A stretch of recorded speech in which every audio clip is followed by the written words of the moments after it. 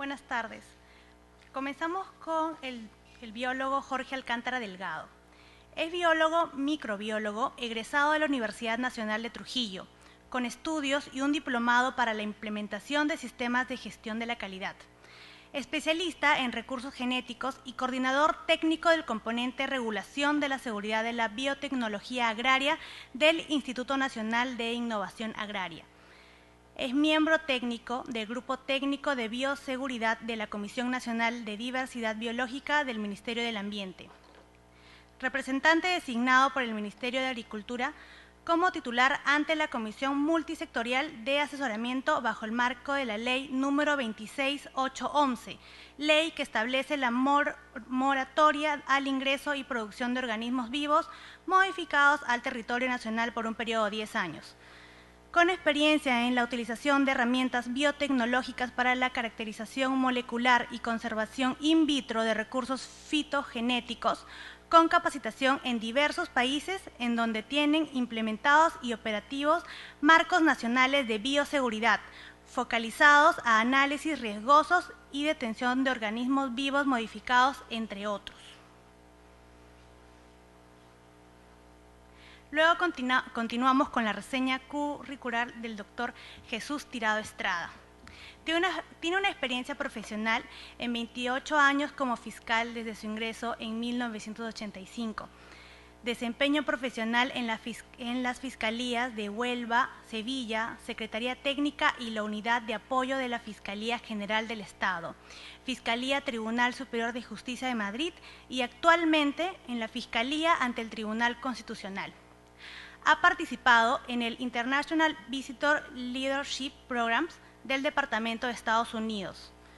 Ha coordinado y dirigido técnicamente 3 conferencias internacionales de alto nivel: la Europe Justice de la ciudad de Santander en el 2000, la Conferencia Internacional sobre el Ministerio Público Europeo en Bucarest el año 2002 y el Congreso Iberoamericano de Ministerios Públicos en Madrid el año 2003. Ha sido miembro de redes de cooperación judicial internacional. Ha participado en la creación, formación y coordinación de la red interna del MF de Cooperación Judicial Internacional año 2002-2004. Tiene amplia experiencia en docencia, conferencias, ponencias, congresos y seminarios nacionales e internacionales, y particularmente en actividades y programas de formación, misiones de fortalecimiento institucional del Poder Judicial y del Ministerio Fiscal en Europa del Este e Iberoamérica. Ha sido profesor colaborador del CEJ, ha sido profesor colaborador del prestigioso máster en propiedad intelectual de la Universidad Pontificia de Comillas en Madrid. Es tutor de Practicium de las Facultades de Derecho y Ciencias Sociales de la Universidad Carlos III y de la Universidad Pontificia de Comillas. Tiene 2 comparecencias parlamentarias, en el Senado el año 2001 y el Congreso de Diputados el 2003. Tiene reconocimientos destacados, una medalla al mérito policial el año 2006, una propuesta del Consejo Fiscal del año 2003, para la Cruz de Honor de la Orden de San Raimundo de Peñafort. Es autor de 56 publicaciones en España y en el extranjero.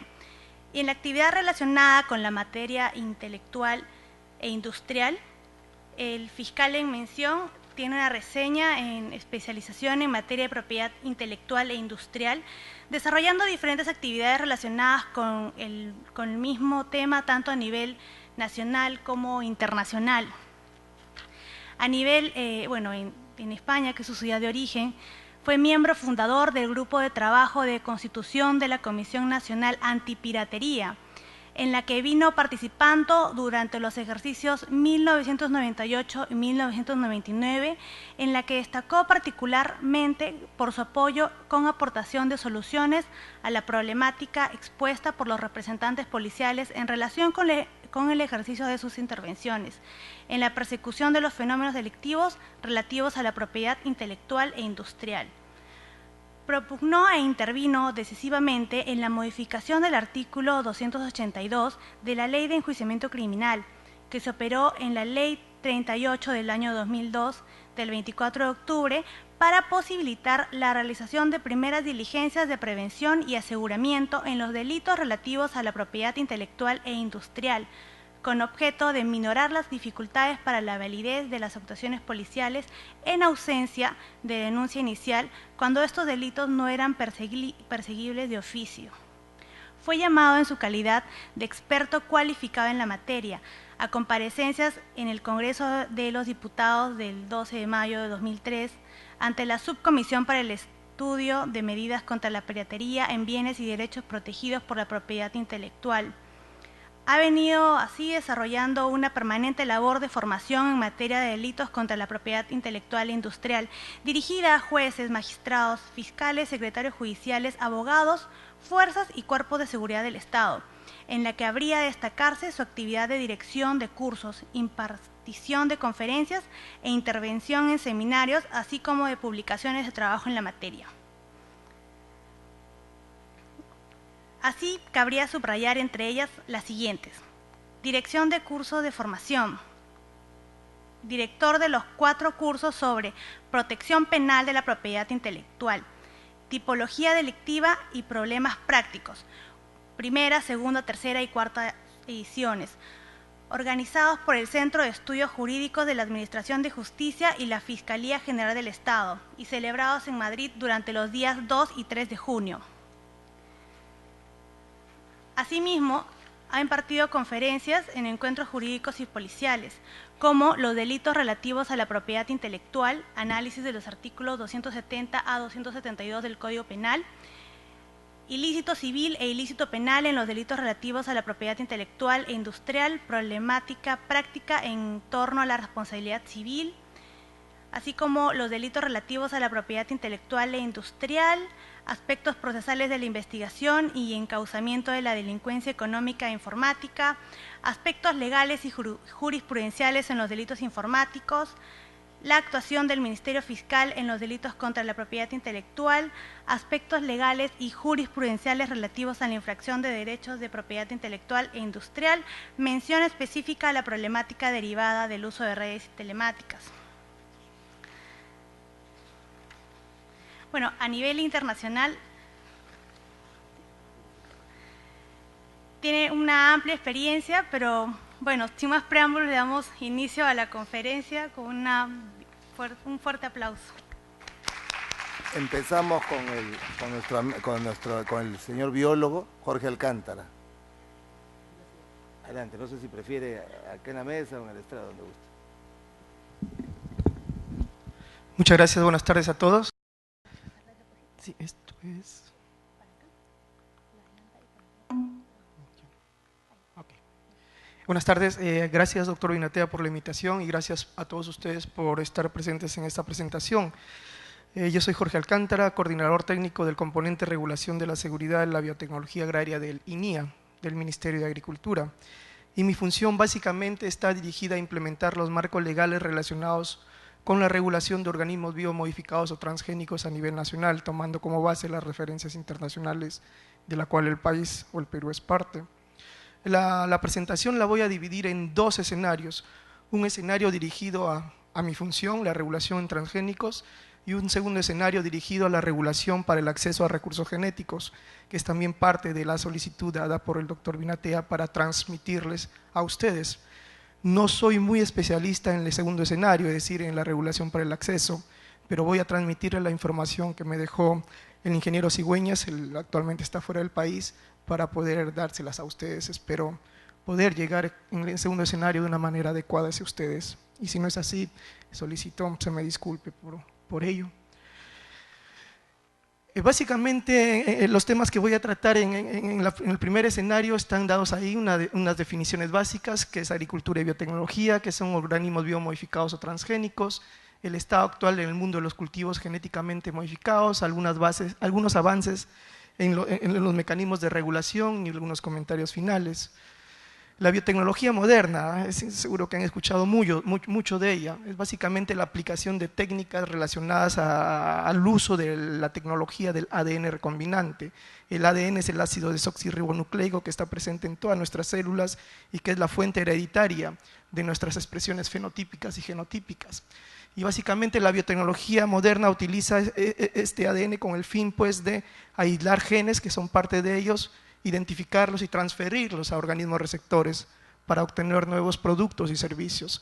Es decir, se generan nuevas combinaciones de material genético donde se expresan nuevos productos o nuevos servicios, a diferencia del mejoramiento genético convencional, que es parte también de la tradición agrícola donde se obtienen variantes genéticos, pero a través del uso de metodologías de mejoramiento genético clásico. Un organismo biomodificado es cualquier organismo que contiene un nuevo genoma modificado a través del uso de la biotecnología moderna con la aplicación directa de ADN foráneo o extraño. Y un organismo biomodificado agropecuario forestal es el que está relacionado con la agricultura y la ganadería.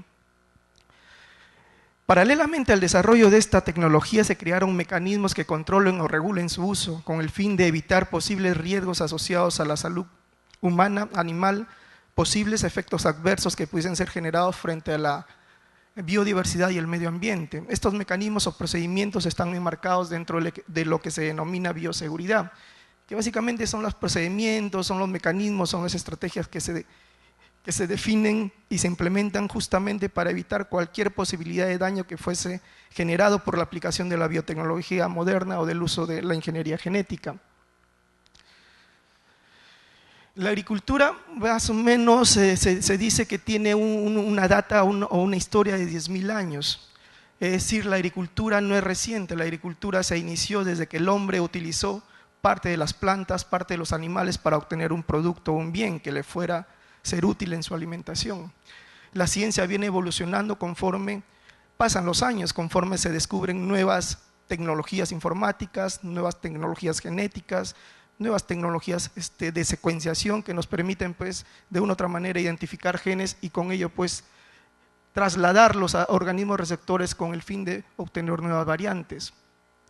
La transformación genética es solo una de las herramientas biotecnológicas que actualmente se vienen utilizando y pues el ser humano viene utilizando estas herramientas desde hace muchos cientos de años con el fin pues de obtener lo que les manifesté anteriormente, nuevas variantes genéticas o tradicionales. La biotecnología se define como el uso de un organismo vivo o parte de ellos para obtener un nuevo bien o servicio y básicamente está dirigida para dar solución a problemas específicos que se presentan frente al uso cotidiano o humano. Las aplicaciones de la biotecnología están dirigidas a aplicaciones en el sector agrícola, en el sector pecuario, en el sector ambiental, en salud, en industria, es decir, la biotecnología ahora está presente en todos los escenarios que uno pueda o podría visualizar. La biotecnología agrícola tiene una serie de herramientas que son utilizables ya en Perú, aunque tenemos un poco de atraso en relación con otros países, pero ya venimos esforzándonos y tratando de implementar nuevas formas de biotecnología con el fin de obtener nuevos productos y servicios. Las herramientas que mayormente utilizamos son la micropropagación in vitro de plantas con la finalidad de obtener plantas libres de virus y con ello aumentar resistencias o rendimientos, bioproductos de cultivos celulares, es decir, se utilizan células como biofábricas para obtener diferentes productos agroindustriales o farmacéuticos, diagnósticos a través de la identificación y generación de kits para determinar posibilidades de enfermedades o daños frente a plagas, banco de germoplasma in vitro donde se colecciona material genético fuera de sus centros de origen o fuera de sus hábitats ecológicos de donde se generan, vacunas recombinantes, biofertilizantes, bioplaguicidas, marcadores moleculares y clonación de genes de interés, es decir, yo ubico una secuencia de ADN dentro de un genoma, la expreso y si me es de interés comercial, farmacéutico, agroindustrial, la traslado a un receptor y con ello obtengo fenotipos de interés y lo que se denominan actualmente y para el sector es una alternativa tecnológica, los cultivos modificados con nuevas características, los que se denominan cultivos transgénicos o genéticamente modificados. Para nuestra legislación, el término utilizado que es sinónimo de transgénicos son los organismos biomodificados, pues que son aquellos que se han obtenido con la utilización de la ingeniería genética y donde se les ha insertado un nuevo gen que les permite expresar de manera estable y continua un fenotipo que antes no lo expresaban. Los transgénicos están presentes, como le dije anteriormente, en la alimentación, en la salud, en los procesos agroindustriales. Básicamente en la alimentación a través de enzimas, a través de levaduras, microorganismos que se utilizan pues, para diversos fines y procesamientos alimenticios. El 70% de todos los alimentos que ustedes pueden ver en un estante de Plaza Vea, de Wong, etcétera, contienen organismos biomodificados o contienen parte de ellos. Es decir, ya estamos con los organismos biomodificados y los consumimos desde hace cerca de 17 años, cuando se liberó el primer tomate Flapsar genéticamente modificados. Y pues también hace más de 2 décadas que utilizan bacterias, levaduras, hongos genéticamente modificados, que se utilizan como potenciadores o complementos biológicos que facilitan algún proceso agroindustrial, y con ellos pues obtienen yogures, quesos, embutidos, panes, cerveza, vinos, entre otros aspectos. El futuro del alimento son los alimentos biofortificados, es decir, se están generando o ya se han generado procedimientos y se están obteniendo variantes genéticas donde se incorporan genes que permiten fortificar un determinado producto o una determinada planta. Por ejemplo, ahí les pongo el golden rice, que es un arroz dorado que tiene insertos tres genes que le permiten expresar vitamina A dentro de su contextura fenotípica. Estos arroces son dorados, por eso el término de golden rice, y básicamente están dirigidas a poblaciones o a ciudades que son carentes de vitamina A, básicamente África y Asia, y con ese fin se tiene el objetivo de mitigar esta carencia y con ello pues coadyuvar en dar solución a ese problema. En relación a la salud, muchos de los fármacos, la gran mayoría de fármacos, vacunas, entre otros medicamentos ya contienen organismos biomodificados o han sido generados a partir de ellos.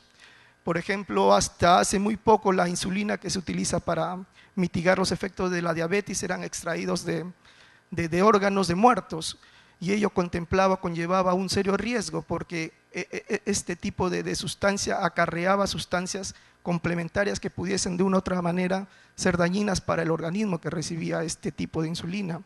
Actualmente se utilizan microorganismos recombinantes, ya que permiten de una manera mucho más segura y pura obtener este tipo de fármacos y transferirlo a los donantes o a los que están sufriendo este tipo de enfermedades como la diabetes.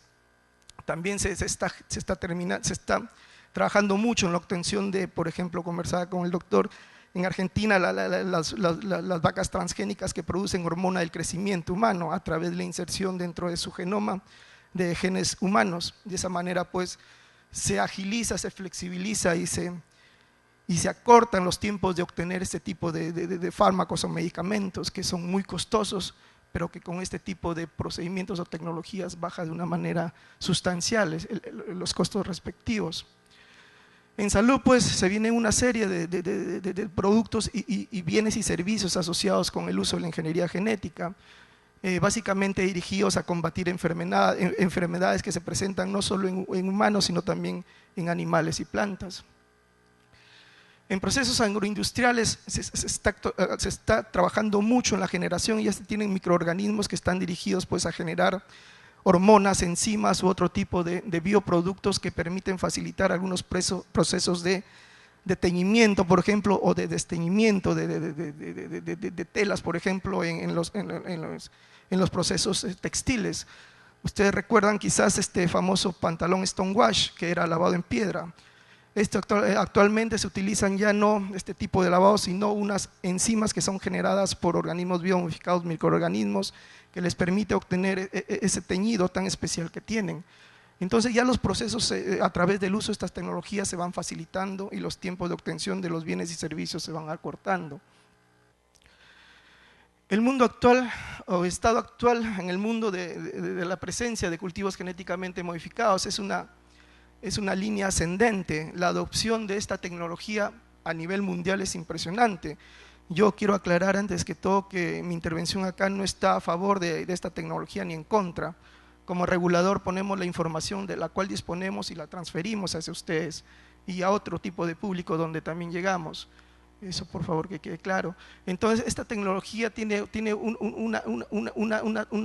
una visión o una tendencia ascendente, debido prácticamente a que muchos informes indican que de los beneficios potenciales de la misma. Ahora los beneficios, ¿cómo se comprueban en nuestra realidad? Pues evaluándolas realmente si son reales o no, frente a lo que indican los reportes. Estas dos exposiciones ya las tiene el doctor Binatea y estoy seguro que las va a transferir a usted. Yo voy a tratar de avanzar un poco más porque son un poco extensas. Acá vemos, por ejemplo, cómo los países o el mundo está adoptando este tipo de tecnología. Ya son hasta el año 2010 160 millones de hectáreas, o sea, casi el 8% de toda la extensión agrícola es sembrada con este tipo de cultivos. Y básicamente a nivel sudamericano los países que son mayores productores de este tipo de organismos son Brasil, Argentina, ya entró también Bolivia, Chile es un exportador de semillas transgénicas, Paraguay, Uruguay. Sí. Ya, vamos a interrumpir un segundito, que están llegando nuestros amigos, los fiscales de Estados Unidos y Norteamérica. Un aplauso para ellos, por favor.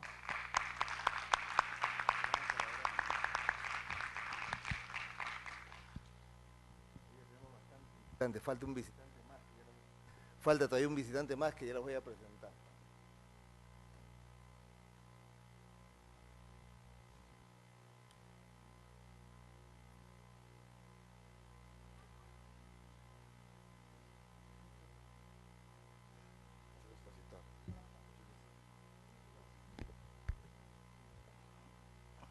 Sí, son los señores fiscales Robert Lindman y Sebastián Kilmanovich, que nos visitan en la reunión que ya les mencioné hace un momento.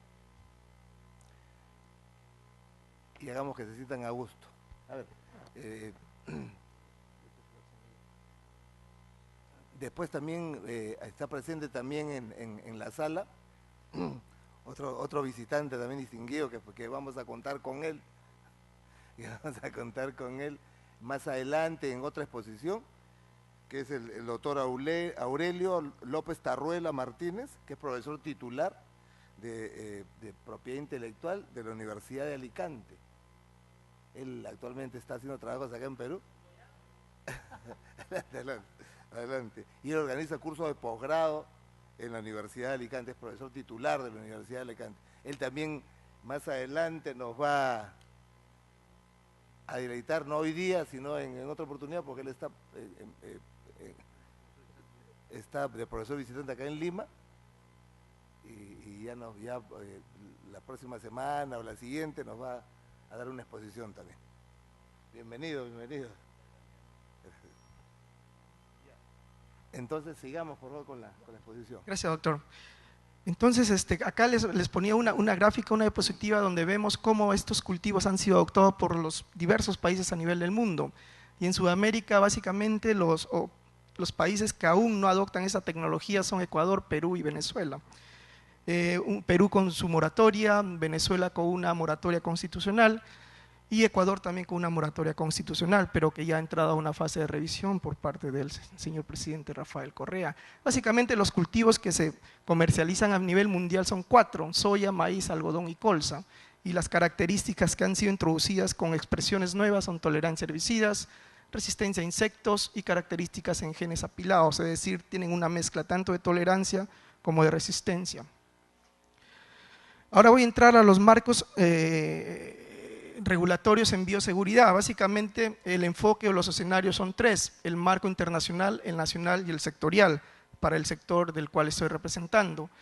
La base legal internacional se ampara o aterriza en el Convenio sobre Diversidad Biológica, que fue aprobado en el año 93 a través de la Resolución Legislativa 26181. A partir del Convenio de Diversidad Biológica se generan un protocolo base, que es el Protocolo de Cartagena sobre Seguridad de la Biotecnología, que el Perú lo ha firmado y ratificado, y un protocolo suplementario, que está dirigido a la responsabilidad de compensación por cualquier daño que pudiese ser comprobado y generado a partir del uso de organismos biomodificados a nivel internacional o mundial. Y esto Perú sí lo ha firmado, está en consulta la ratificación. A nivel nacional, la base legal tenemos la ley 27104, que fue aprobada en el año 99, que es la ley de prevención de riesgos derivados del uso de la biotecnología. Su reglamento aprobado en el año 2002 a través del decreto supremo 108-2002.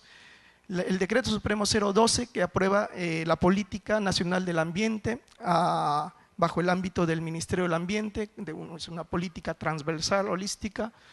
Y en el año 2011 se aprueba la ley 29811, que es la ley que establece la moratoria al ingreso y producción de organismos biomodificados al territorio nacional por un periodo de 10 años. Su reglamento ha sido aprobado en noviembre del año 2012 y estamos en una fase de implementación. La base sectorial, es decir, para agricultura, está focalizada o está aterrizada en el decreto legislativo 1060 y su respectivo reglamento. Uno de los vacíos de la 27104 es que no imponía infracciones y sanciones, es decir, si se comprobaba algún efecto adverso o se comprobaba alguna infracción, no se podría sancionar porque la ley 27104 no lo preveía. Entonces, en los decretos legislativos que se dieron en marco de la adopción del TLC con Estados Unidos, se aprueba el decreto legislativo 1060 para el INIA, que le faculta a imponer sanciones bajo el ámbito de su competencia. Y es ahí donde encajamos con la 27104 y se nos permite a partir de ahí tipificar las infracciones y con ello pues imponer las sanciones que se consideren pertinentes.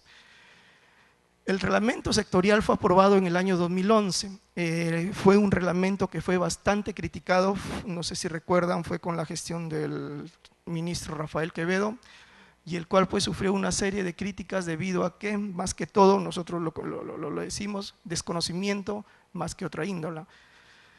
Paralelamente, con el decreto 034 se modifica la conformación del grupo técnico sectorial incorporando al Ministerio del Ambiente como parte de los representantes que analizarían las peticiones o solicitudes para actividades con organismos biomodificados. Y en el año también 2011 se dictan normas complementarias justamente para complementar los marcos legales antes señalados, el decreto supremo 011, que básicamente el sector, y más adelante lo voy a explicar, establecía líneas base y básicamente mecanismos para la detección de OBMs a nivel nacional. El decreto supremo 003 fue derogado con la ley 29811. La normativa internacional, el protocolo, el convenio sobre la diversidad biológica básicamente indica a las partes que se deben generar protocolos para regular el uso seguro de la tecnología del ADN recombinante o la ingeniería genética. El protocolo de Cartagena sobre diversidad biológica básicamente tiene como objetivo garantizar un nivel adecuado de protección frente al uso de organismos biomodificados y se centra principalmente en los movimientos transfronterizos. Pero bajo el ámbito de su aplicación no solo está el movimiento transfronterizo, sino el tránsito, la manipulación y la utilización de todos los OBMs que puedan tener algún efecto adverso frente a salud humana, biodiversidad y medio ambiente. Y estos son los componentes del protocolo de Cartagena, se designan autoridades nacionales competentes, hay un proceso de notificación e información, hay análisis de riesgos, decisiones en base a los análisis de riesgos, tratamiento de la información confidencial, en comercio hay mucha información confidencial que debe ser protegida y la discrecionalidad nacional, es decir, los reglamentos pueden ser o muy drásticos o muy flexibles. El protocolo de Nagoya-Kuala Lumpur básicamente está dirigido, como les digo, a implementar el artículo 27 del protocolo de Cartagena, es decir, es un hijo putativo del protocolo de Cartagena y está dirigido a responsabilidad y compensación por daños que pudiesen ser generados frente al uso de organismos biomodificados. En el ámbito nacional, la 27104, la Ley de Prevención de Riesgos Derivados del Uso de la Biotecnología, básicamente tiene el objeto de normar la seguridad de la biotecnología a nivel nacional y regula 11 actividades: investigación, producción, introducción, manipulación, transporte, almacenamiento, conservación, intercambio, comercialización, uso confinado y liberación de organismos biomodificados. Bajo el ámbito de la Ley 29811, es decir, de la moratoria, de estas 11 actividades son excluidas ahora tanto la producción como la introducción o liberación de organismos biomodificados al medio ambiente. El reglamento de la 27104 básicamente designa a los órganos sectoriales competentes. Para el sector agricultura es el INIA, Instituto Nacional de Innovación Agraria, para el sector pesquero es el Viceministerio de Pesquería y para el sector salud es la Dirección General de Asuntos Ambientales del Ministerio de la Salud. Nosotros vemos todo lo que son organismos agropecuarios o forestales, el sector del Viceministerio de Pesquería ve todo lo que son organismos hidrobiológicos, y el sector salud todo lo que son alimentos para consumo humano, básicamente. Y parte de las funciones de los órganos sectoriales competentes, en este caso el INIA, es generar el reglamento interno del sector. El reglamento interno lo generamos en el año 2011, pero fue derogado con la ley 29811. Actualmente estamos reformulándolo y armonizándolo con el marco actual vigente, con el fin pues, de obtener un reglamento sectorial que permita regular las exclusiones dadas por esa ley, que más adelante les voy a indicar. Los grupos técnicos sectoriales son las médulas de los órganos sectoriales, es decir, están conformados por representantes de instituciones técnicas que van a analizar las solicitudes o peticiones que les permita obtener una autorización o un registro de las actividades que utilicen organismos biomodificados a nivel sectorial. Básicamente el grupo técnico sectorial de agricultura está conformado por el INIA. En ese entonces era el INRENA, el Instituto Nacional de Recursos Naturales, hoy es la Dirección General de Asuntos Ambientales Agrarios. El SENASA también es parte del grupo técnico sectorial y el YAP era hasta antes de la dación del Decreto Supremo 034, ahora ha sido reemplazado por el Ministerio del Ambiente, es decir, ya los sectores que están involucrados en las aplicaciones de la biotecnología moderna tienen representantes en el grupo técnico sectorial y aparte hay representantes de universidades y expertos invitados frente a cada caso que se presente. Las funciones del grupo técnico sectorial básicamente son emitir informes técnicos basados en los análisis de riesgos frente a solicitudes o peticiones que requieran ser autorizadas con el uso de organismos biomodificados, entre otras que ustedes ven ahí, y también están facultados para elaborar directivas internas de procedimientos técnicos frente al uso de estos organismos. La ley de moratoria, esta es la estructura, no voy a ampliarme mucho más voy a detallarles el reglamento de la ley de moratoria. Tiene esta estructura básica, de la cual pues, se rescata la generación de líneas base, la Comisión Multisectorial de Asesoramiento y la Autoridad Nacional Competente y Centro Focal Nacional, que es el Ministerio del Ambiente. El decreto 008-2002, el MINAN, es el decreto supremo que aprueba el reglamento de la ley de la moratoria. Y básicamente les voy a detallar los aspectos un poco más interesantes, quizás sin dejar de lado los demás. El reglamento designa a las entidades encargadas de la vigilancia y ejecución de las políticas y conservación.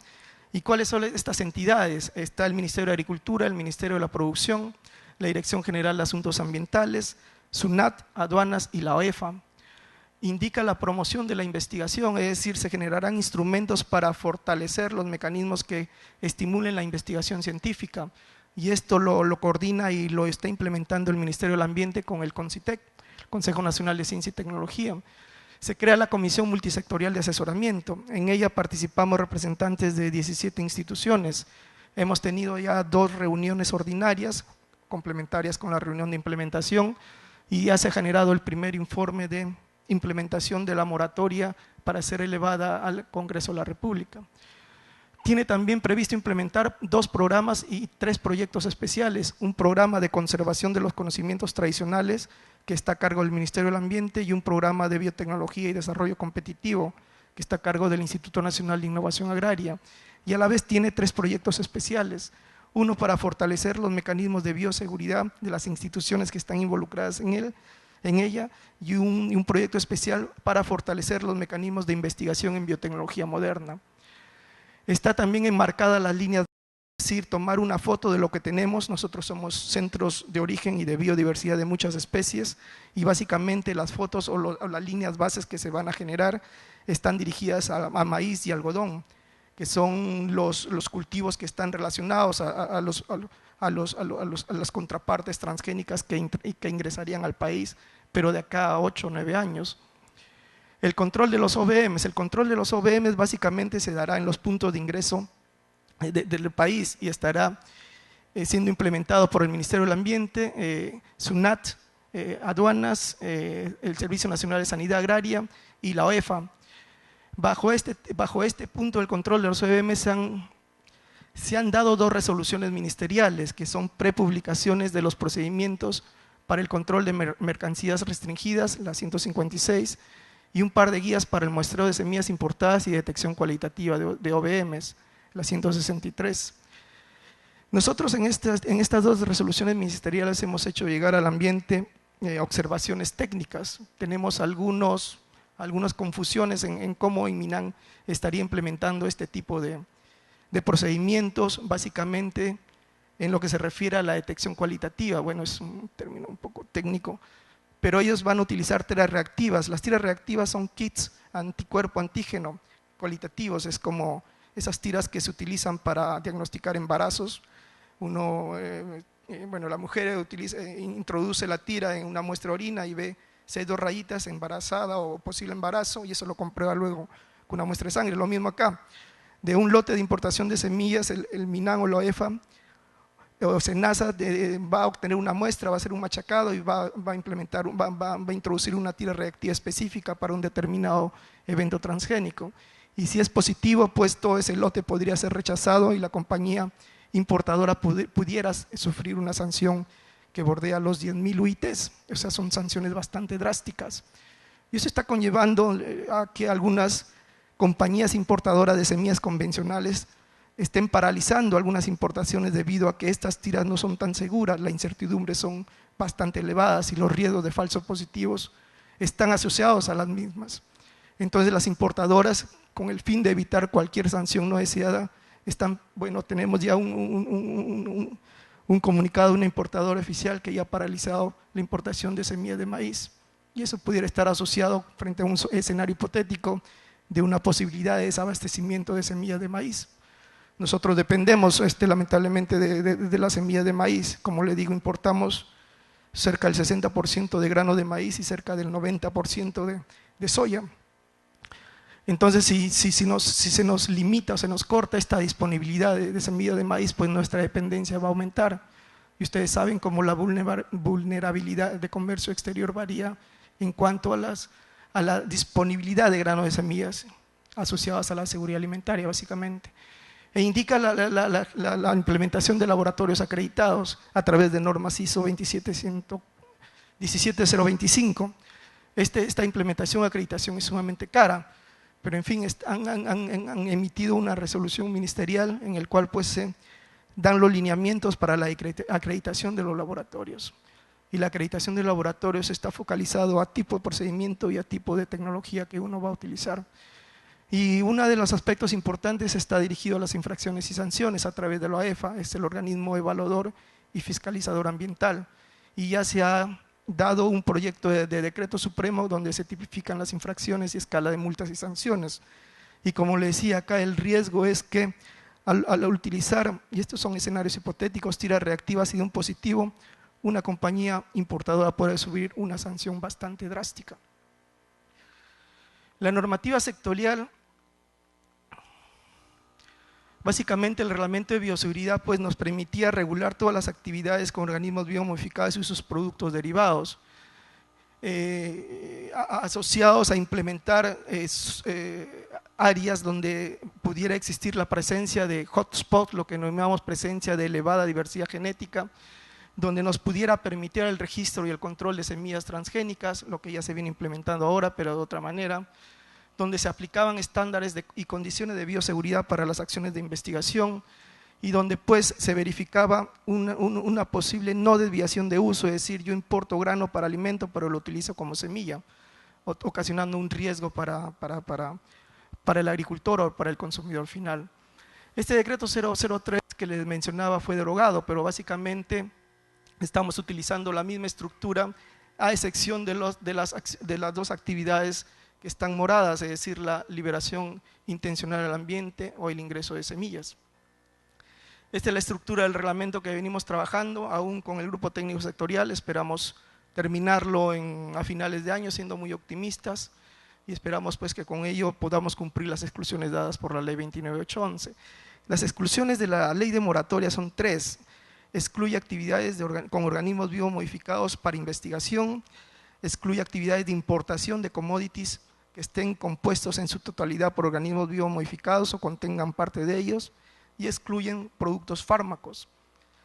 Es decir, si bien es cierto nos permiten alimentarnos de ellos, pero no se nos permite que se siembren. El decreto 011, que es una norma complementaria del sector agricultura, básicamente está dirigida a establecer líneas base implementar un laboratorio de detección de OVMs. En el INIA ya tenemos un laboratorio de detección de OVMs que nos está permitiendo ya dar servicios a empresas que están exportando specialties, es decir, maíces morados, harinas de maíces morados a diferentes zonas. Y las autoridades competentes de esos países receptores les exigen un certificado de no presencia de OVMs. Entonces nosotros tenemos implementado un laboratorio ya que nos permite emitir esos certificados de la no presencia de OVMs frente a este tipo de exportaciones. Yo le decía al doctor Binatea que sería importante también, me atrevo a recomendarles, puedan darse una tarde o una mañana de visitar nuestros laboratorios y con ello tener un acercamiento mucho más directo a estas tecnologías que estamos utilizando, tanto para la detección como para la investigación. Este es el primer escenario que quería cubrir en relación a los organismos biomodificados o transgénicos.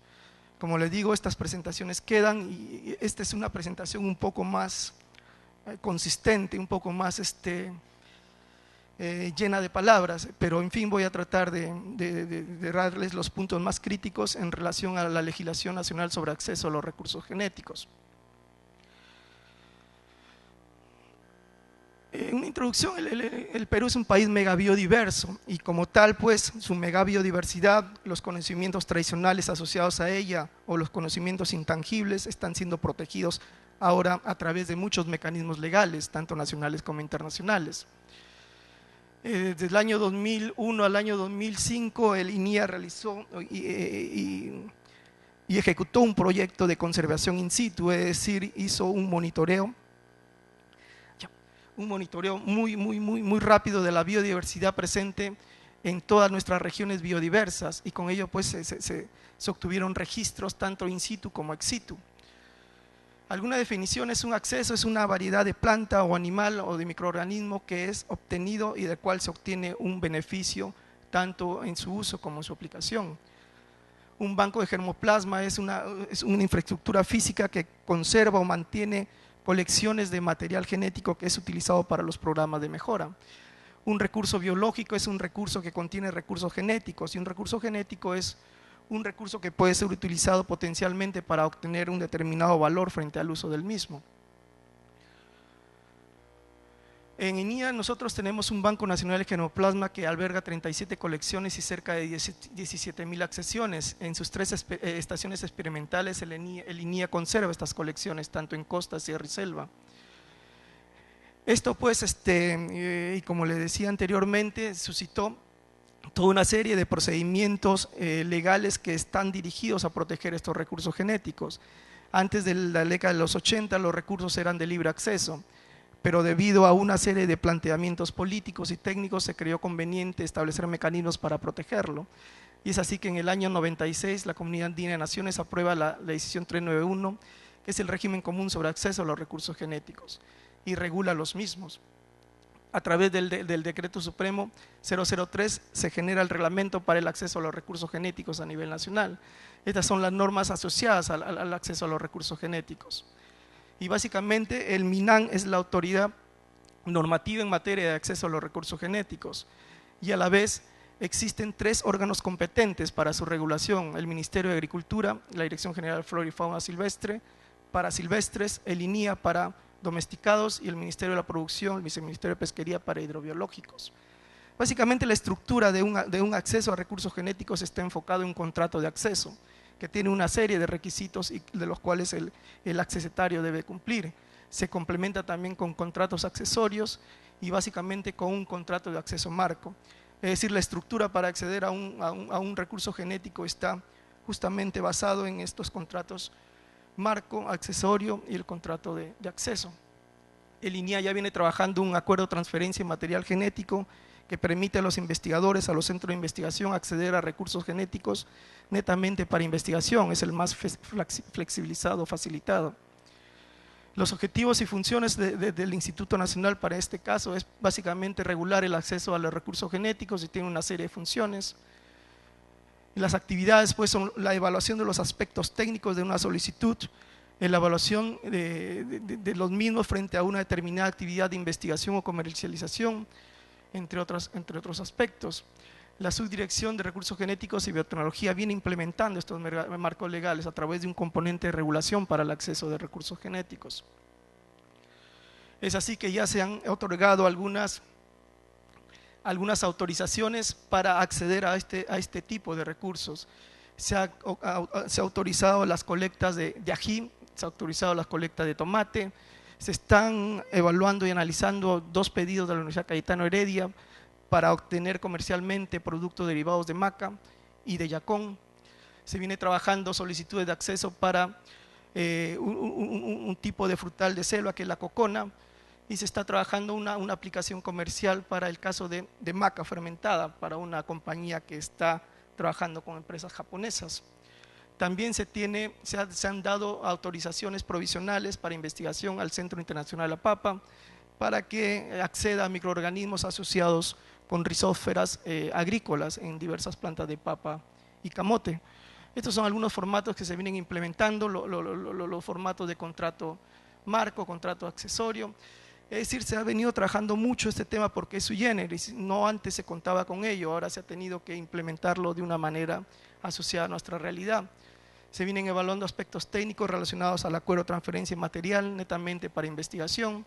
Se han dado muchas autorizaciones para ese tipo de actividades. Estos son los formatos para el acuerdo de transferencia material genético netamente dirigido a investigación, las cartas de compromiso que firman las compañías, los centros de investigación nacionales e internacionales. Se han realizado una serie de eventos de capacitación, se han elaborado y generado directivas internas, un flujograma, se han participado en diferentes grupos técnicos tanto nacionales como internacionales para implementar este tipo de procedimientos. Pero así como se viene trabajando en la implementación, se han identificado algunos vacíos o obstáculos que impiden un acceso facilitado de parte del investigador. Eso se viene trabajando actualmente con los órganos ejecutores y administradores y con el Ministerio del Ambiente, y básicamente pues lo que se quiere es facilitar un acceso, pero esta facilitación enmarcado en los marcos legales tanto nacionales como internacionales. Y yo lamento este apresuramiento, pero estos temas son bastante extensos, se trató de resumirlos y espero que con las presentaciones que queden para ustedes logren al menos extraer los puntos críticos. Disculpen por la demora y el tiempo muy apresurado. Muchas gracias. Un aplauso, por favor, para nuestro expositor.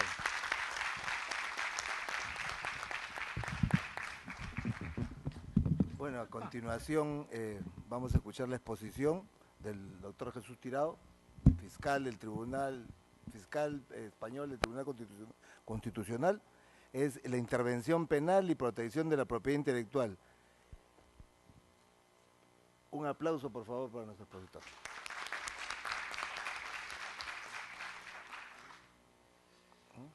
Bueno, buenas tardes en primer lugar. Muchísimas gracias a los organizadores de este módulo de formación de jueces en propiedad intelectual por acogerme hoy aquí. Es para mí un honor y un orgullo y una gran satisfacción poder compartir con ustedes una serie de reflexiones sobre la experiencia española en la persecución de estos delitos y el tema de la intervención penal. Quisiera agradecer también la presencia de los ilustres colegas norteamericanos, fiscales Lippmann y Kirmanovich, y manifestar mi profunda envidia respecto del profesor López Tarulla, porque parece que se va a quedar bastante tiempo en Lima, ¿no? Cosa que a mí me gustaría. La verdad es que cada vez que vengo a Lima disfruto muchísimo de todo, comida, amabilidad. De verdad que para mí es pues una satisfacción estar aquí. Insisto, busco trabajo. Si alguno tiene una oferta laboral que me pueda permitir permanecer más tiempo en Lima, pues yo lo agradezco. Bien, dicho esto, también quiero agradecerle su presencia porque, dada la hora y las circunstancias, sé que mañana y pasado me han dicho que tienen ustedes, por lo menos los del sector público, vacaciones, con lo cual podría haberse ido perfectamente ya para anticipar pues un merecido descanso, y están aquí con nosotros para escuchar estos temas que a veces son áridos, pero muy interesantes y estratégicos. Y bueno, en cuanto a lo que es el objeto de mi intervención, hay una ponencia por ahí repartida, tienen 116 folios de información sobre esa experiencia española. espero que no tengan ustedes que encontrarse en la dura tesitura de leérsela, pero si alguno está interesado ahí, creo que tiene una información bastante completa y yo desde luego no les amenazo con reproducírsela oralmente en este momento. Me gustaría acotar mi intervención a los temas que sean de su interés y por eso incluso, quizás rompiendo un poco el formato, les animaría a que si quieren hacer preguntas, observaciones, críticas, discrepancias con respecto de lo que yo pueda estar manifestando, pues insisto, les animo a que lo hagan porque estoy abierto a ello y me parece mucho más interesante y más enriquecedor de lo que yo les pueda dar aquí.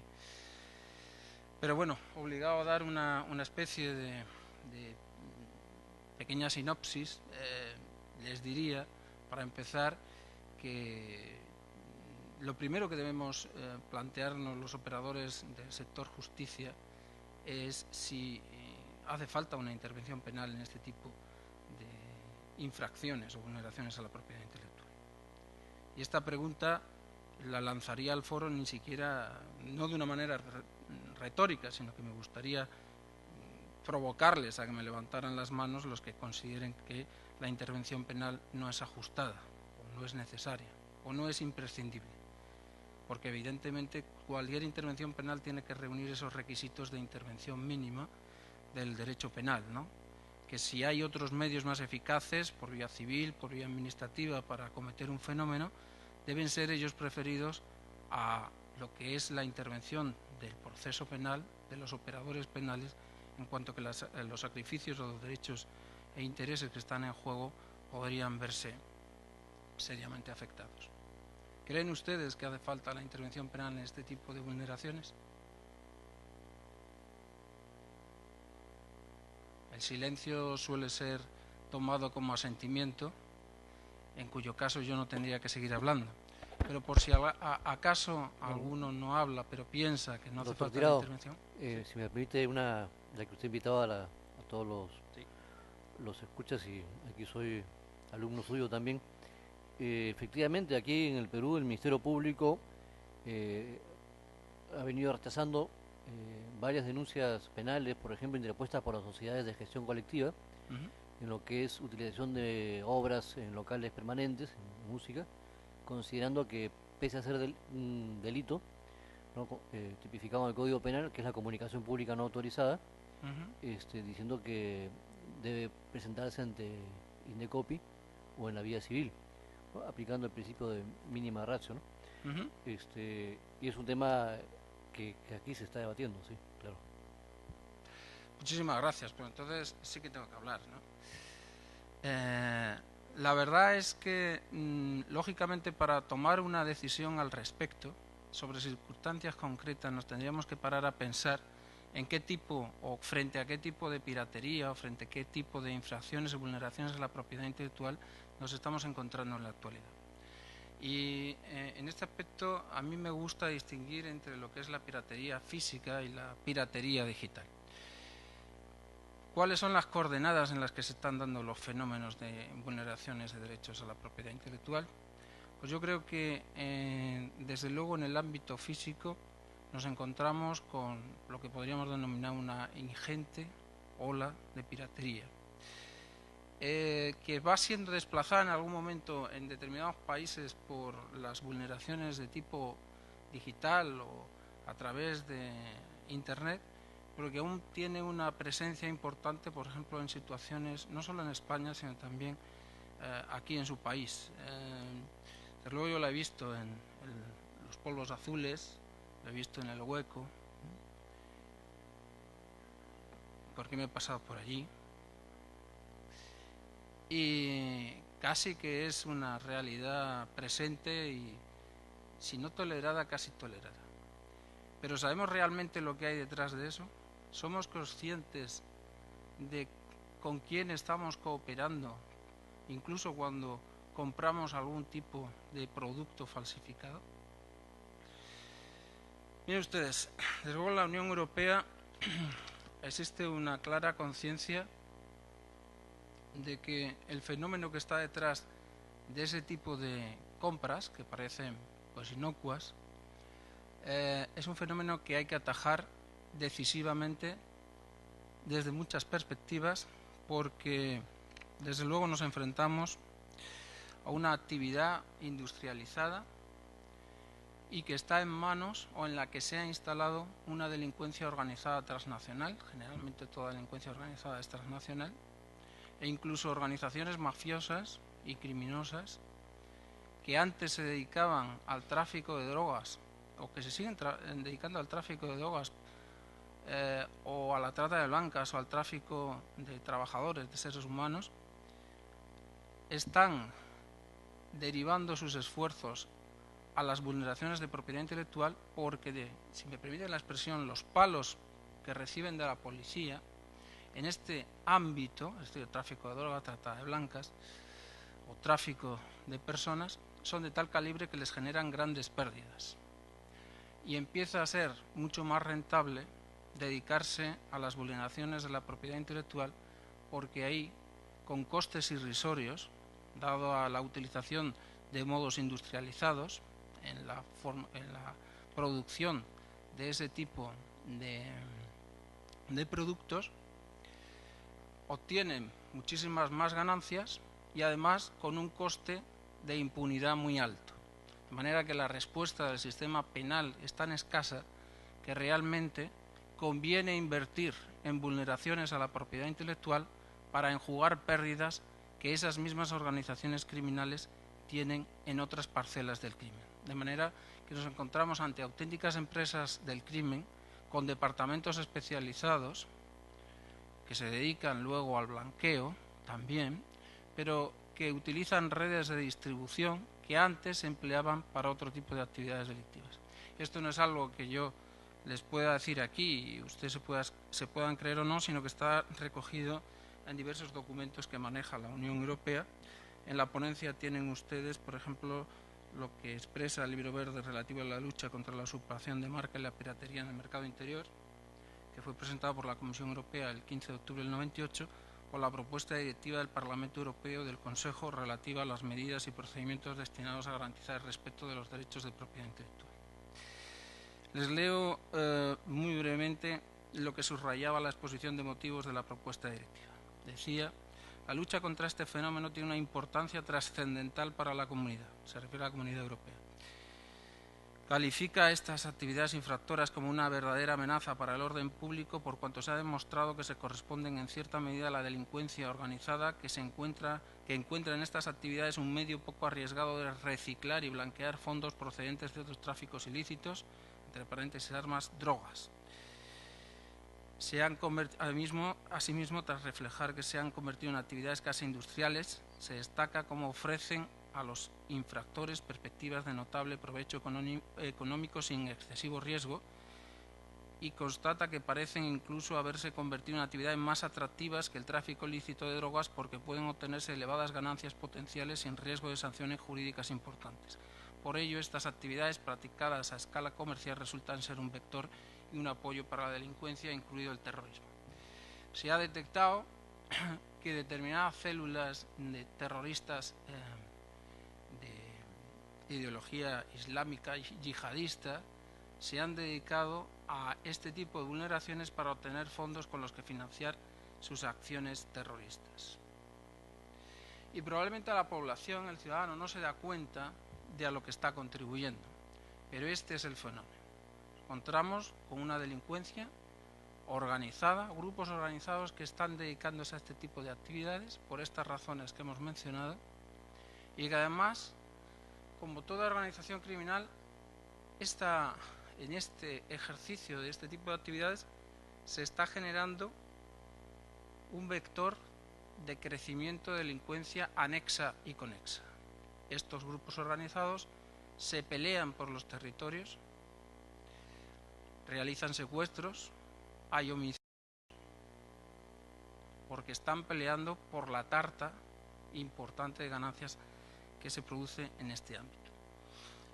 Pues bien, tenemos ya no solo una actividad de agresión o vulneración de los derechos de propiedad intelectual, sino que además se está generando esa delincuencia anexa, conexa y pluriofensiva, que no solo atenta contra el bien jurídico protegido en este caso, sino que está lógicamente generando una extensión de ofensividad a diversos bienes jurídicos que afectan, si quieren ustedes llamarlo así, más directamente o son visualizados más claramente por los ciudadanos. Y si nos encontramos con que hay que luchar contra este fenómeno, ¿es posible hacerlo con acciones puramente civiles o administrativas? La respuesta la pueden dar ustedes mismos. Frente a las mafias, frente a la delincuencia organizada, hay que utilizar los instrumentos típicos de lucha contra esta clase de criminalidad.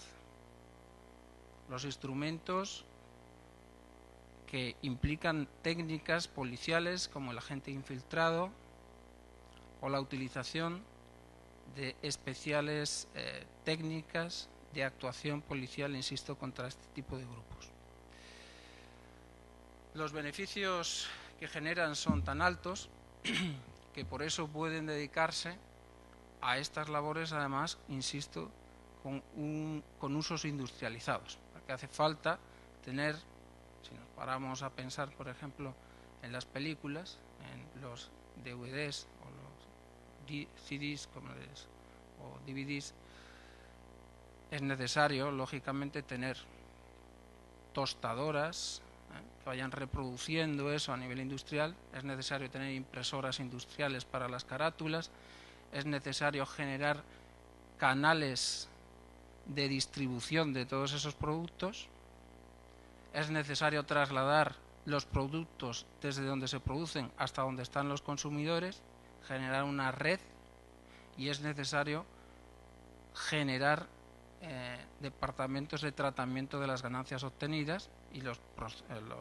blanqueos posteriores. Bueno, pues eso, frente a eso, una demanda civil o una actuación e intervención administrativa se revela absolutamente insuficiente. Y por eso dentro de la Unión se habla de la necesidad de que los Estados se doten de todo un arsenal de posibilidades de actuación contra este tipo de vulneraciones. Una batería de instrumentos que pasan por la intervención penal y unas sanciones suficientemente disuasorias y armonizadas. Es decir, que todos los Estados más o menos traten el fenómeno de una misma manera, de forma que hace falta una acción concertada internacional. Bien. Y nos queda referirnos al otro aspecto, a la piratería digital, o la que podemos llamar la que se produce en el entorno de Internet. En el entorno de Internet puede haber una mera reproducción de lo que es una piratería física, es decir, que se establezcan, por ejemplo, portales en los que al final lo que se hace es una venta online de productos físicos, o bien lo que puede haber es una vulneración de los derechos de propiedad intelectual a través de toda una tipología florida de vulneración de esos derechos. Es muy difícil en cada caso y en un tiempo tan corto hacer referencia, como digo, a las múltiples variedades que nos encontramos, ¿no? Pero lo que hace Internet, porque permite una distribución instantánea y mundial de esos productos, es evidentemente generar un impacto demoledor sobre los derechos de los titulares de esos bienes. Y en muchas ocasiones quizás no valoremos hasta qué punto eso significa un impacto también sobre las posibilidades de creación de puestos de trabajo de esas industrias culturales, la cantidad de impuestos que dejan de percibir los estados, que pueden dedicar esos dineros a escuelas públicas, a mejorar la sanidad, la red de carretera, los transportes, es decir, en favor de los propios ciudadanos y para que su país, porque cada país aumente evidentemente unos ingresos que pueda destinar a actividades que redunden en beneficios de sus ciudadanos. Y nos encontramos además con que, quizás porque no valoramos suficientemente lo que cuesta crear un producto de esos, acabemos minusvalorando cuál es el impacto. Pero lo cierto es que en cualquier caso las tipologías delictivas casi todas se producen de manera anonimizada.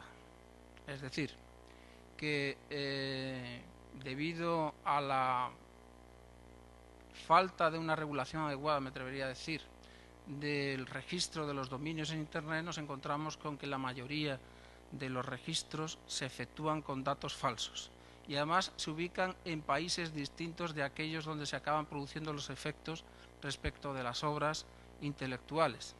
De manera que, en definitiva, al final lo que hace falta es una cooperación judicial internacional, porque para detectar dónde van las corrientes monetarias que obtienen como beneficios los que a través de las páginas web o los sitios web están vulnerando los derechos, hace falta una investigación que va más allá de las posibilidades de actuación de una intervención civil o una intervención administrativa.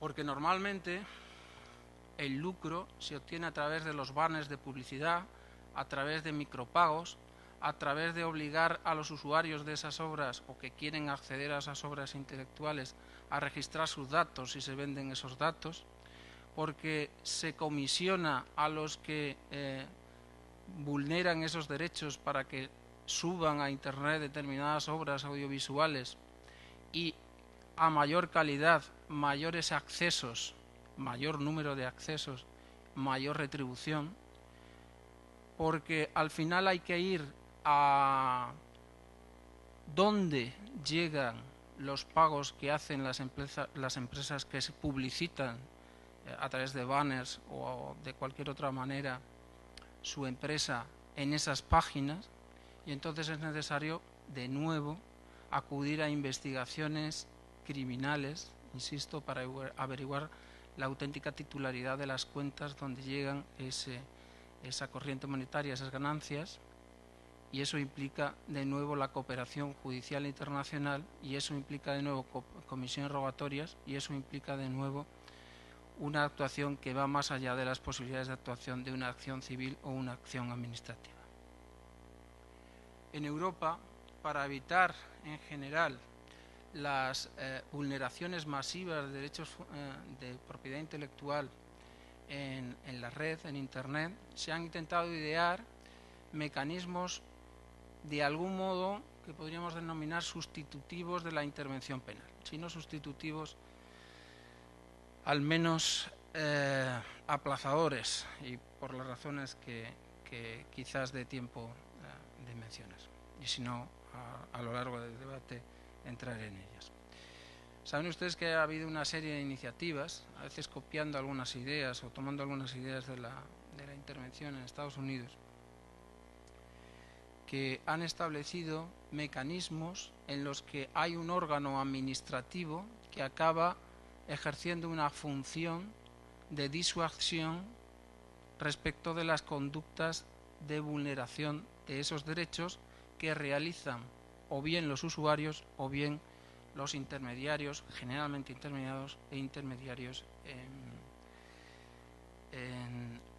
este tipo de actuaciones a través de sitios o páginas web en Internet. Las iniciativas modelos son las de Francia y Gran Bretaña, la de Francia la ley Hadopi y la británica la ley de economía digital. En ambas se establecen unos sistemas que podríamos llamar de respuesta gradual, que pretenden mandar un mensaje pedagógico respecto de los usuarios, es decir, de aquellos que o bien se descargan o bien acceden online y visionan en streaming este tipo de obras o escuchan obras musicales o obras audiovisuales que son en este momento, digamos, las más afectadas por las actuaciones de piratería. Y el sistema francés va en la línea de un sistema que se llama de 3 avisos. Un primer aviso que se dirige, y está basado sobre una obligación que tiene, muchas gracias, sobre una obligación que tiene todo abonado a una línea de Internet, que es la de velar porque su línea no sea utilizada para la comisión de ilícitos contra los derechos de propiedad intelectual o industrial. Es decir, si uno tiene un servicio de acceso a Internet, debe velar porque nadie utilice su línea para vulnerar esos derechos. Y hay un primer aviso que se produce por correo electrónico. Si se reitera la conducta a los 6 meses, hay un segundo aviso que, además del correo electrónico, utiliza una comunicación certificada postal, y un tercer aviso diciendo, si se reitera en un año la conducta de vulneración, que puede ser sancionado, incluso se puede acudir a la vía penal. Y hay multas que para las personas físicas individuales pues están sobre los 1.500 euros y para las personas jurídicas van sobre los 7.500 euros. En el caso de Gran Bretaña, a partir de la iniciativa de los titulares de derechos de propiedad intelectual, estos pueden dirigirse a los proveedores de servicio para que anonimizadamente, mejor dicho, identifiquen las IPs de aquellos que pueden ser vulneradores o que se están detectando que vulneran los derechos.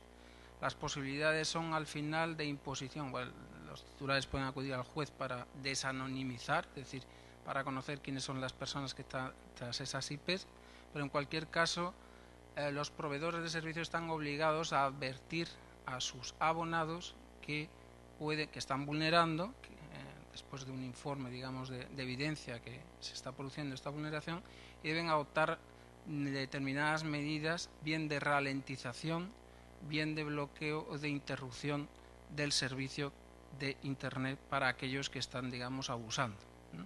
Si se disminuye la capacidad de bajada o la velocidad, evidentemente se le está impidiendo realizar esas vulneraciones en cuanto al tipo, sobre todo, de las descargas.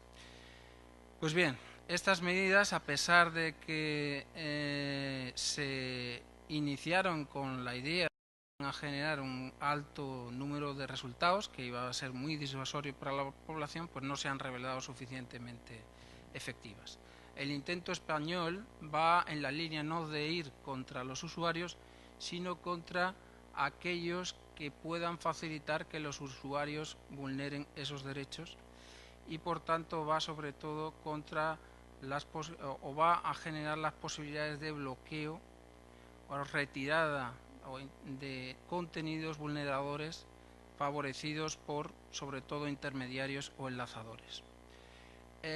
Pero lo que ha ocurrido, lógicamente, es que el órgano administrativo se encuentra con la situación a la que me refería anteriormente, es decir, que los registros de dominio están efectuados con identidades falsas, que los auténticos administradores de esas webs aunque estén en España, están actuando a través de sitios que han ubicado o en Estados Unidos o en otros terceros países, y evidentemente para averiguar la identidad de los auténticos responsables hay que ir, pues el órgano administrativo no tiene capacidad de llegar a esa identidad, dado que no puede utilizar la cooperación judicial internacional en ese ámbito, porque no existe prácticamente al margen de la Unión, y la única manera sería acudir, como digo, a la cooperación judicial internacional.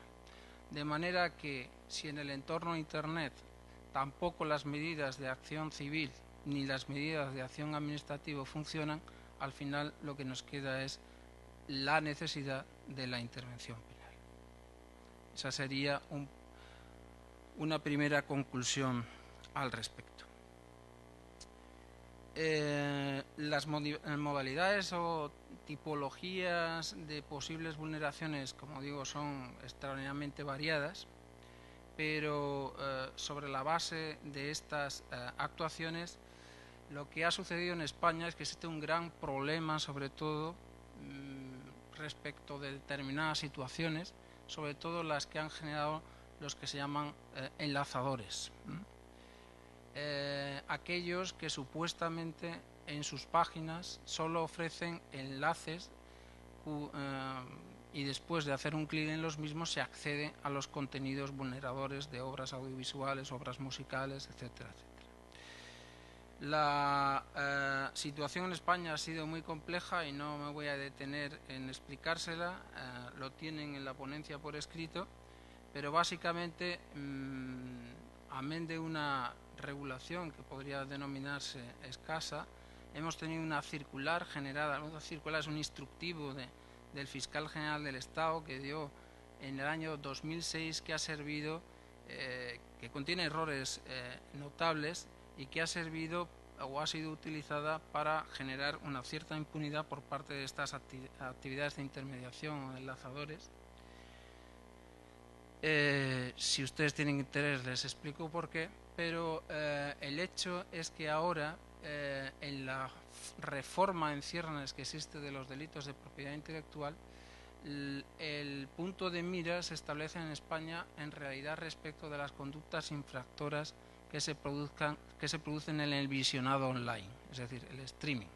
Prácticamente no se trata ya de que las conductas preocupantes en España sean las de la piratería física o las de las descargas, sino las de este visionado online. Y lo que se ha hecho es seguir una recomendación de la propia, se hizo un anteproyecto de reforma del Código Penal que fue presentado, porque es obligatorio en nuestro país, al Consejo General del Poder Judicial, a informes del Consejo General del Poder Judicial y a informes de la Fiscalía General del Estado. El Consejo Fiscal recomendó que se castigase el facilitar el acceso, porque las 4 conductas básicas que se castigan son las del plagio, las de la distribución, la reproducción, la distribución y la comunicación pública. Y la duda era si los enlaces están entre las conductas de comunicación pública. Duda que permanecerá hasta que el Tribunal de Justicia de la Unión Europea, un tribunal que está en Luxemburgo, decida si eso es comunicación pública o no, en una cuestión perjudicial que le ha planteado un tribunal sueco. Pero entre tanto se produce o no esta resolución de la duda por el Tribunal de Justicia de la Unión Europea, lo cierto es que en la jurisprudencia menor española hay resoluciones para una dirección u otra. Por jurisprudencia menor me refiero a la que se genera por órganos que están por debajo del Tribunal Supremo. El Tribunal Supremo no suele conocer de este tipo de delitos por las penas imponibles y normalmente las sentencias acaban siendo puestas, si acaso, a través de los recursos de apelación por las audiencias provinciales. Pues bien, hay audiencias provinciales como la de Madrid, en algunas de sus secciones, que considera que eso no es comunicación pública y está al margen del delito, y hay otras como la de Vizcaya, una sentencia, la 530/2011, que dice que eso sí que es comunicación pública. En cualquier caso, insisto, la Fiscalía General ha recomendado al Gobierno que en el anteproyecto se castigue el facilitar el acceso, además de las 4 conductas correspondientes, y lo cierto es que la versión posterior a ese informe recoge esa propuesta, la positiviza y además incluye un subtipo agravado que castiga a lo que se denominan los enlazadores avanzados, esos que no realizan una búsqueda neutral o no facilitan enlaces para una búsqueda neutral, sino que hacen una referenciación de contenidos, es decir, que, por ejemplo, respecto de las obras audiovisuales, acaban haciendo una relación de películas, incluyen la carátula, hacen una sinopsis, etcétera, etcétera, que probablemente ustedes conocerán por su experiencia profesional.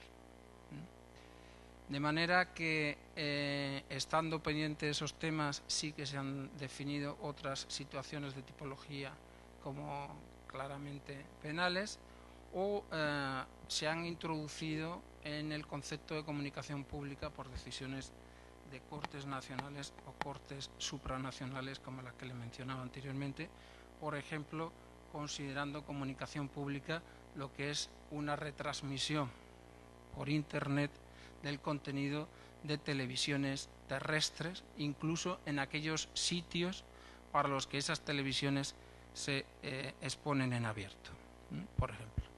Y en relación con las conductas a las que se refería el doctor Ugarteche, desde luego en España existen condenas por ese tipo de actuaciones, porque se consideran perfectamente incluibles en el tipo penal.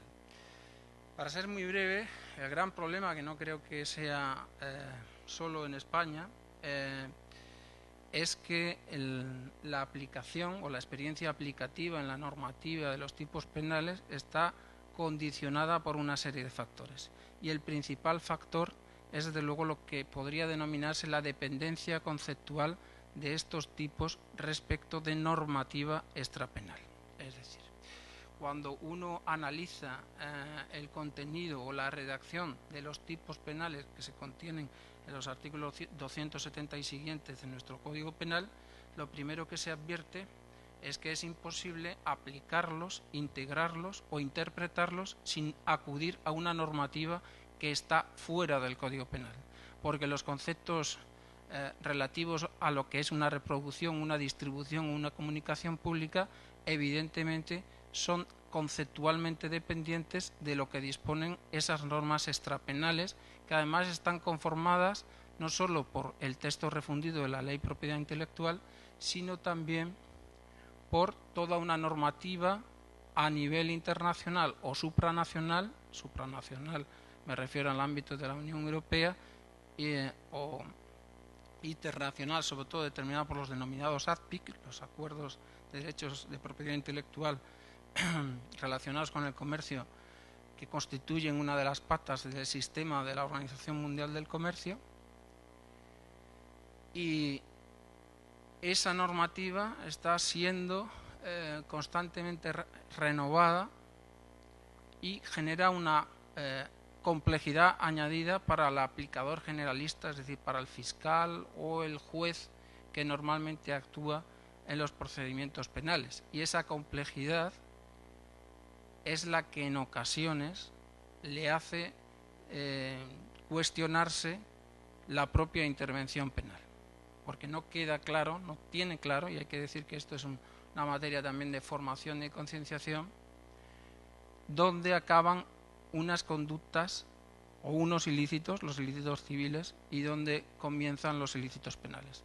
Porque también existe la idea en España generalizada y de poco rigor y poco profunda, si me quieren ustedes entender en el sentido técnico jurídico, de que hay una justa posición entre esas esferas de protección. Y esto no es así realmente, porque se puede distinguir entre lo que es objeto de protección a nivel penal y lo que es objeto de protección a nivel civil.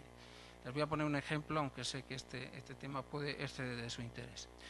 El 270 del Código Penal castiga a quien plagie, reproduzca, distribuya o comunique públicamente una obra literaria, artística, una obra intelectual, en todo o en parte, sin contar con la autorización de los titulares o sus cesionarios de los derechos.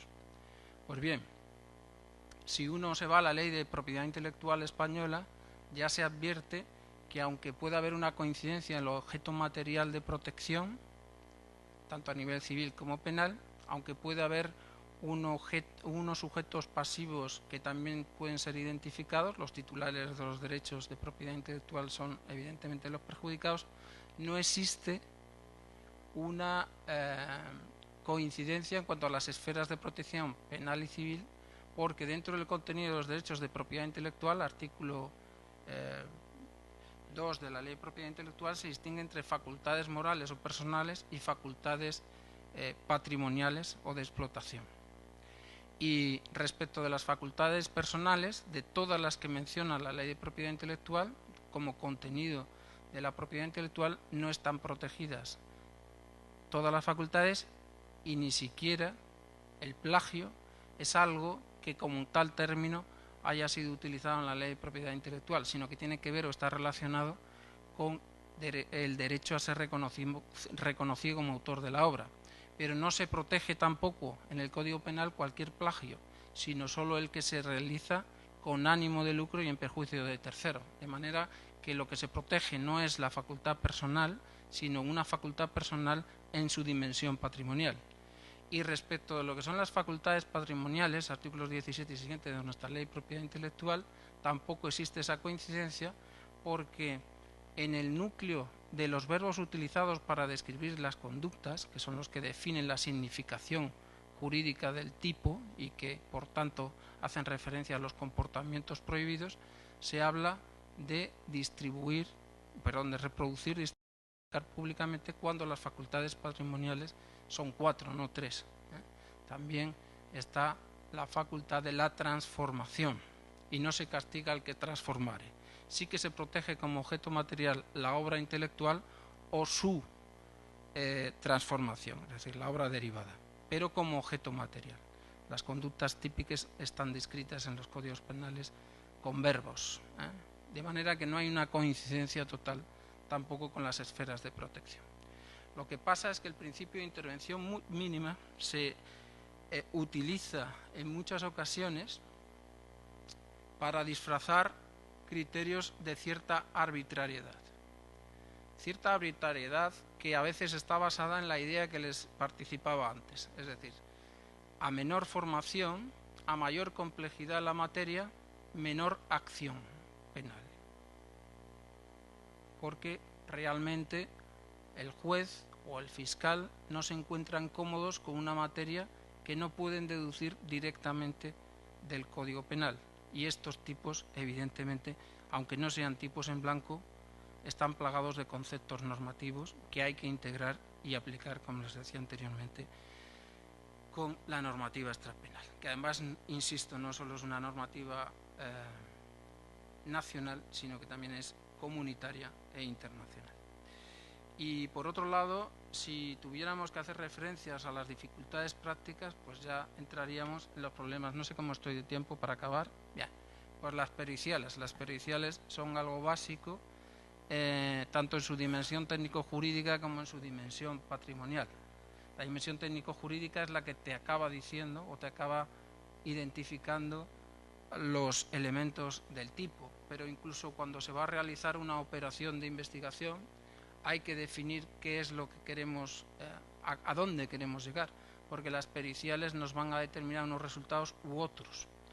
Pero, lógicamente, para tener buenas periciales tenemos que tener buenos peritos con una formación cualificada y eso no siempre ocurre en estas cuestiones. Con esto acabo y estoy a su disposición para cualquier pregunta, observación, crítica, discrepancia, incluso si me quieren insultar por haber acabado tan tarde, también pueden hacerlo. Muchas gracias. Hay una pregunta, un aplauso por favor, un aplauso. Hay una pregunta de que viene de la corte de Ucayali, es la selva peruana. La pregunta es esta: ¿existe un tipo penal transfronterizo uniforme respecto a la piratería en su modalidad material o digital? De no ser así, ¿sería conveniente para reprimir tal práctica más eficientemente? Sí, sin duda la respuesta es sí, sin paliativos. Sí a que debería existir. Porque una de las medidas que anunciaba que la Unión está siempre, sobre la que está trabajando, es la armonización en ese arsenal de medidas penales. Si no tenemos las mismas medidas penales en todos los países, los países que tienen zonas de mayor lenidad atraen a los delincuentes para instalarse en ellos. Evidentemente, la única manera de afrontar este fenómeno es con una acción concertada internacional que va no solo en la línea de la intervención, el elemento dinámico, es decir, la posibilidad de la actuación transfronteriza, sino también en el elemento estático, es decir, en una norma o en unas normas armonizadas, que ante un mismo tipo de conductas generen unas semejantes sanciones. Solo así se puede afrontar este fenómeno con algún propósito de éxito. Muchas gracias. ¿Alguien que tenga alguna pregunta, algún comentario? Esto también la hago extensiva a las Cortes del Perú, sobre cualquiera de los dos temas, el primero y el segundo tema. Adelante, por favor, Araceli.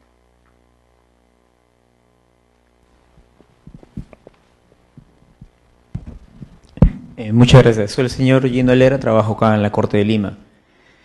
Quisiera hacer un aporte. Mi familia siempre hemos visto la forma de generarnos ingresos propios fuera de los trabajos que tenemos. Y la experiencia que tengo es si los productos que se comercializan en el país, en el caso que mencionó el doctor, el DVD o los CDs, las empresas formales buscaran la forma de darlos a los precios que supuestamente las mafias lo proporcionan, ¿no? Pienso yo de que todos, teniendo un DVD o un CD o una pasta dental, una ropa de marca, eliminando la gran cantidad de impuestos y la ferocidad con que las empresas quieren obtener ganancias, por decirlo así, nosotros optaríamos por comprar los productos que son originales. Un ejemplo, acá en Lima, por ejemplo, si uno va a una casa mayorista que vende productos al por mayor y desea comprar una pasta dental, el precio por docena de esa pasta dental es mucho más caro que si yo lo comprara en una botica que lo está promocionando y lo da al precio por mayor. Me cuesta a mí una pasta dental, pongamos 6 soles, y esta botica que lo vende por unidad, pero lo da por oferta, me lo está dando a 3 soles. Y es una botica, es una empresa formal que lo da como promoción y la promoción dura como 3, 4 meses. Si vamos a hacer ese análisis, preferiría yo comprarle a la botica, que lo tiene a un precio súper rebajado, que comprarlo al precio por mayor. Y se ha dado el fenómeno de que muchas personas que se han enterado que el precio por mayor es más elevado que en la botica, compran en la botica 12 productos, 15 productos, y lo venden al por menor en sus tiendas, porque saben que en la botica está más barato que el precio por mayor. Entonces, las empresas, no sé si se han puesto a analizar si las empresas, dada la cantidad de pérdida económica que tienen ya varios años, porque acá en el Perú todo se está copiando, han analizado en bajar los costos, en bajar los impuestos, en bajar realmente toda esa producción gigantesca que tiene. Por ejemplo, esta empresa Blockbuster quebró acá porque simplemente los DVDs que vendían los precios eran demasiado altos. Un DVD original le estaba costando algo de 35 o 36 soles. Si era una película promocional recién venida, costaba 45 o 50 soles. Pero si uno lo compraba afuera, pues estaba a 5 soles, 3 soles, ¿no? ¿Y qué pasaba? Blockbuster al final, cuando antes de quebrar, vendió sus películas a un precio pues de 10 soles, 12 soles. ¿Por qué? Porque ya la empresa quebraba. Si ellos vendieron ese precio, están obteniendo ganancia. Y si obtienen ganancia, pues obtienen ganancia tanto para quebrar la empresa como para eliminar el stock que tenían y salirse del país. Entonces, los precios son muy exorbitantes.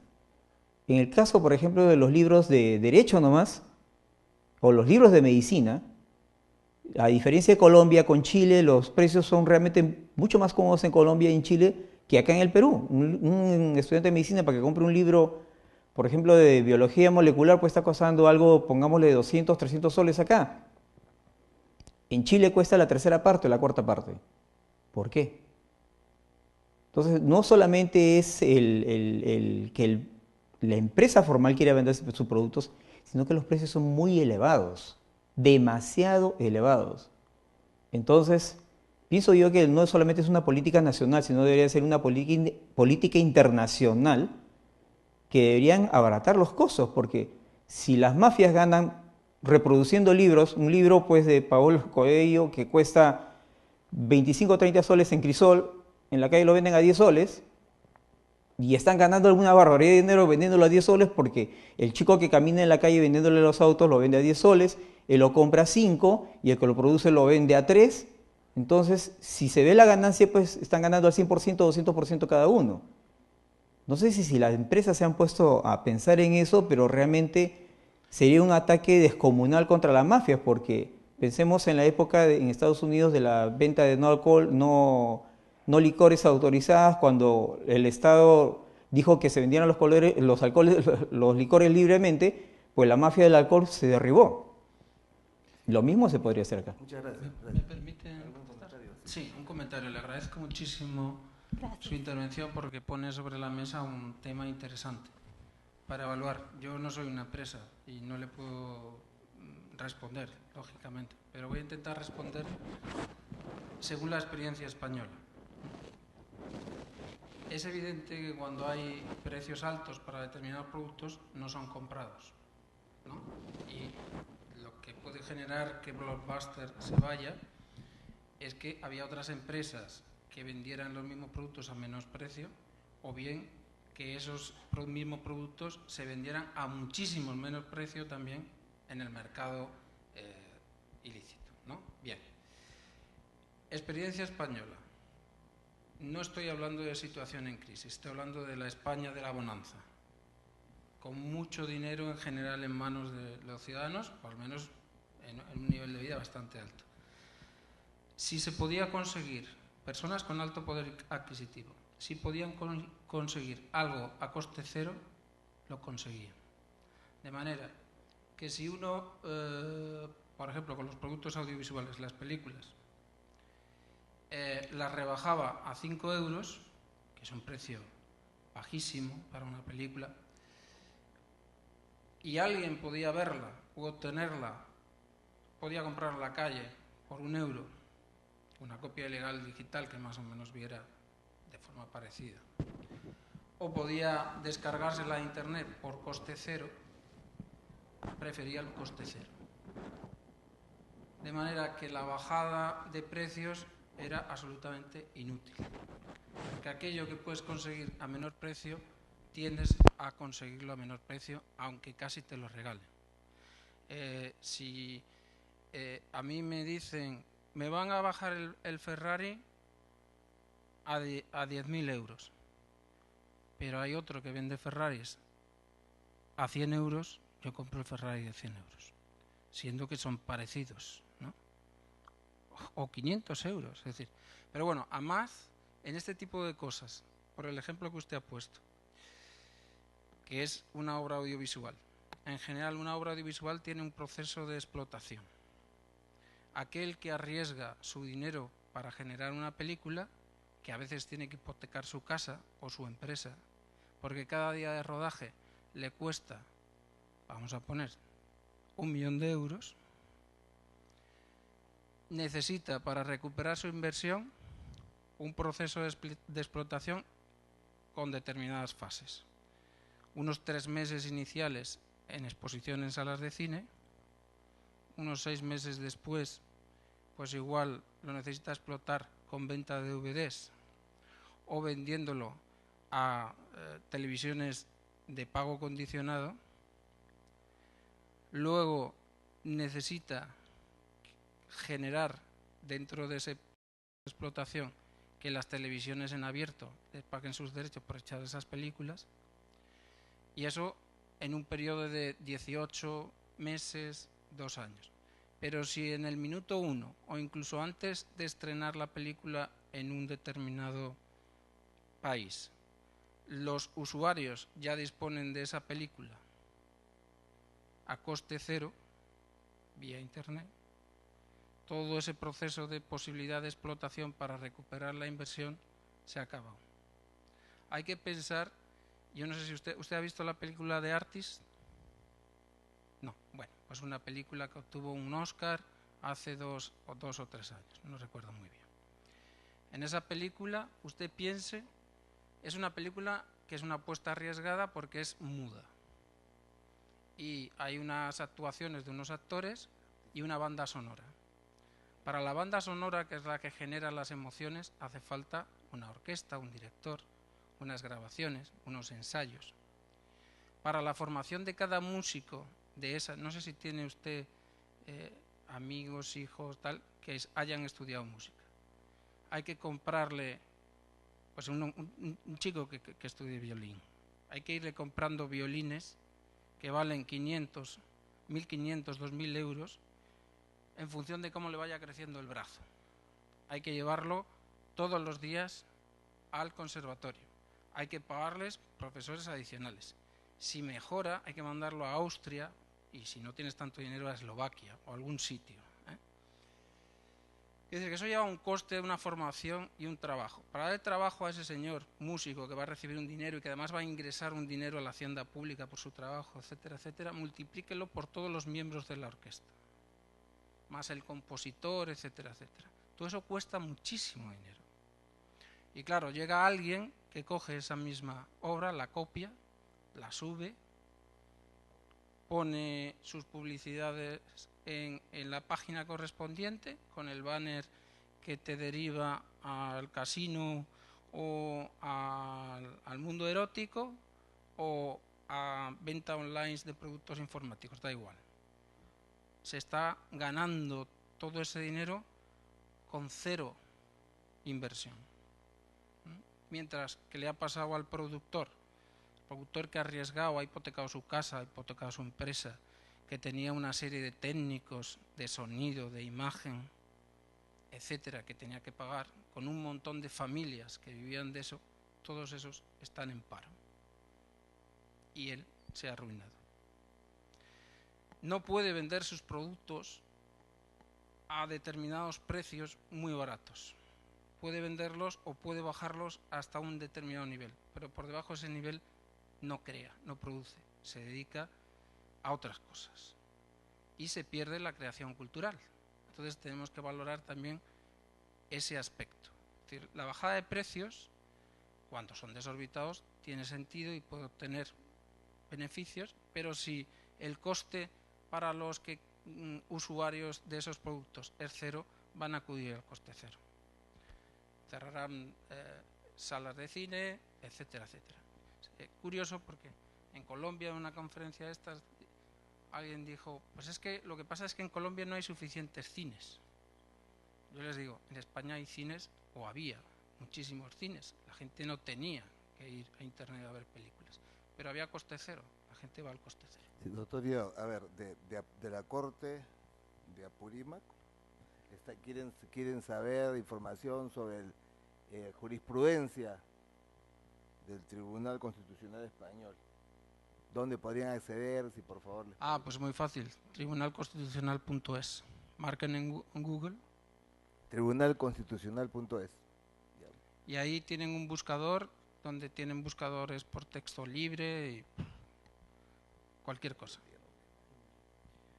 Bueno, ante todo felicitar la exposición tanto del biólogo Alcántara como del doctor Jesús Tirado, y simplemente decir como en la experiencia que tengo también de 28 años combatiendo la piratería y difundiendo los derechos de propiedad intelectual, puedo señalar que no es que exista piratería porque los productos originales sean caros, sino es a la inversa. Los productos originales muchas veces son caros porque existe piratería. Cuando uno encuentra un libro barato en otros lugares es porque hay ediciones masivas de 10.000 ejemplares, ¿no? Por ejemplo, y aquí lamentablemente solo sacan de 1.000 en 1.000, porque con el temor de que sacan la edición de 1.000 y ya está pirateada. Entonces no pueden recuperar sus costos y por consiguiente los costos los tienen que recuperar en ediciones cortas a mayor precio. Es muy complejo el tema, por cierto. No quiero... El mercado también soluciona muchas veces por sí solo el tema de precios, ¿no? Que es lo que pasó también con Blockbuster.